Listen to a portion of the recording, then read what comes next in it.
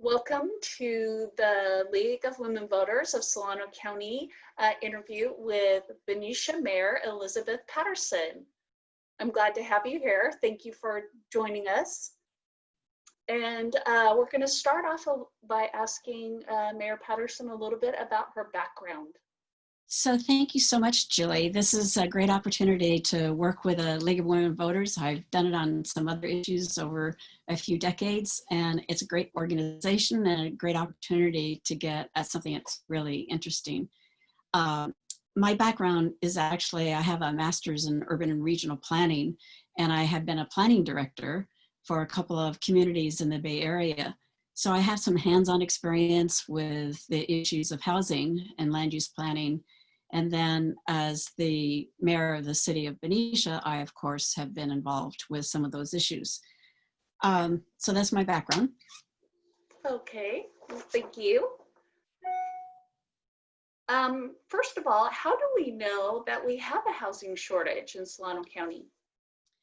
The state tells us, and what the state has estimated is that the way they're required by law is to look at the number of jobs created and the number of housing units that are required to meet those jobs. And that's a really important concept to get. And so the Department of Finance is the agency that has responsibility for providing that data. And they say it's about 1.2 million housing units that we are short and in the state. And then by law, they require the regional government, which would be the ABAG MTC, to, they're given a number of the shortages, and then it's distributed throughout the Bay Area. We represent about 1% of that number.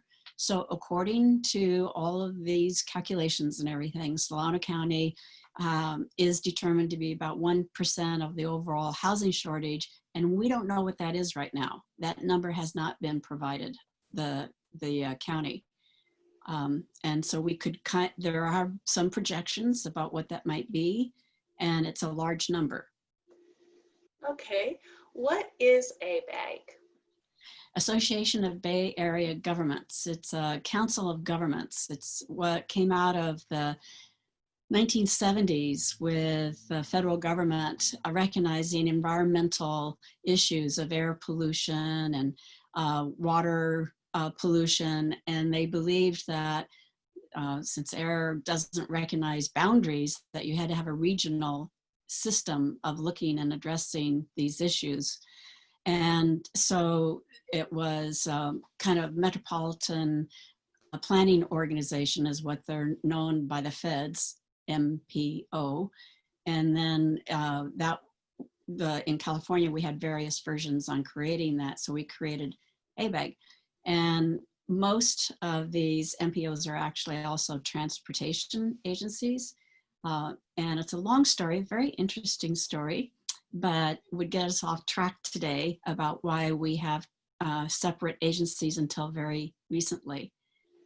And so the connection with ABAG is that the traffic planning organization known as MTC, Metropolitan Traffic Commission, Transportation Commission, they are the ones who receive the federal money to do a lot of planning. And so planning for traffic is related to jobs, which is related to housing. So it all comes together that way. Great.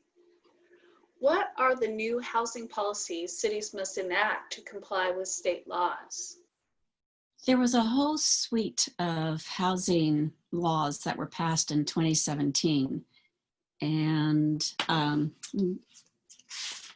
they included two significant funding sources. One was for veterans and affordable housing. And it was really the first time the state got involved in seriously providing the kind of money necessary for affordable housing. So the state stepped up to that and they provided bond financing. They also provided planning money So after Prop 13 was passed in 1978 by the voters, it basically wiped out advanced planning because the budget was cut in governments. And so they could only afford to do current planning, and very, very few were able to do advanced planning. And after all those years, the legislature finally heard local government saying, we don't have money for advanced planning. And so they provided significant planning money in another bill, SB 2. And then since then, that has been supplemented by some other actions. So the state has really stepped up with recognizing what local government needs to have for doing the planning. Additional laws that were passed in 2017 includes the SB 35, which is probably the one that gets the most attention. It's known as the Weiner Act, Senator Weiner from San Francisco. And for the first time ever, it establishes that if you meet certain criteria, you being the developer, that you can get your project processed without going through a planning commission hearing or a city council approval. And it's called a ministerial permission. It's by right. In order to get that, you have to, and this can be in any area that's zoned, not just residential, but commercial. And so it's a fairly significant piece of legislation.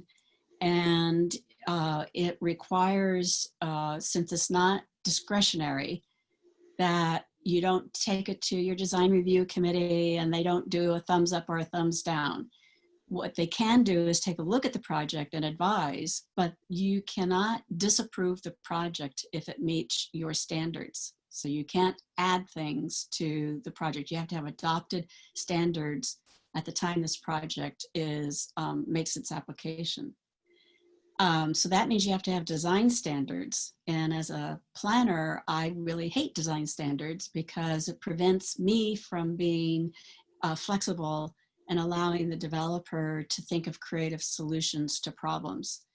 But that's the law. The second thing it requires is that at least 10% has to be affordable. I'm going to opine that I think that's very deficient. I think if you have an affordable housing deficit that is huge, then you don't just tinker around with 10%. So unfortunately, and affordable housing, when we talk about that, it means housing that teachers, planners, some police, people who work in government, maybe jobs in dental offices, that sort of thing. That's affordable housing. That's the face on the person who is trying to buy a house. And so 10%, it's just not addressing what's called what I call the middle class. And, but that's allowed. And then if they want to, the developer can add units when they call density bonus units, and that's allowed. No discretion there.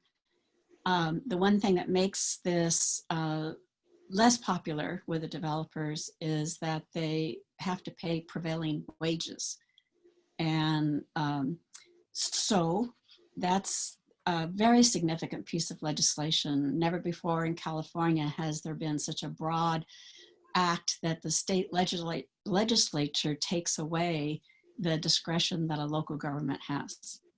Those are the major ones. They build on previous legislation. And then there's some ones that came after 2017, such as AB 686, which is a kind of a enhancing the existing legislative requirements for what a housing element should do. So all general plans require a housing element. They have to be updated a certain period of time, and we'll get into that one of your other questions.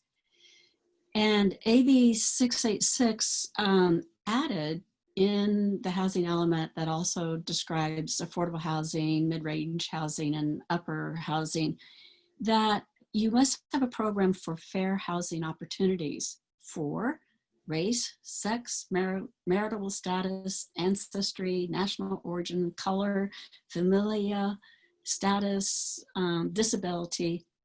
And so that's new. And I think kind of exciting that we're going to be addressing this. I think planners really are going to and have been looking at how they do this. AB 686 is germane to quite a few of the questions that you sent me, in that it requires us to take a look at fair housing, and it sets up what they mean, not just taking a look, but assessing it, identifying what the barriers are, looking at maybe in the old days when there was redlining for financing, so that made certain groups confined to a certain area. And we've seen lots of evidence of that in our older cities. So it's saying you have to look at your entire city and see if that's what you have created, are these pockets, and what the barriers are, such as, are the schools so poor that people who can afford to live someplace else go someplace else? How can you fix that? How can you make your schools better? How can you make sure your streets are good? It's a very challenging piece of legislation and enhancement to existing housing element. And it definitely requires the community to be engaged, and that legislation requires that as well. So I would say that's probably, to me, the most important, thorough, deep piece of legislation that we are going to be dealing with for some time.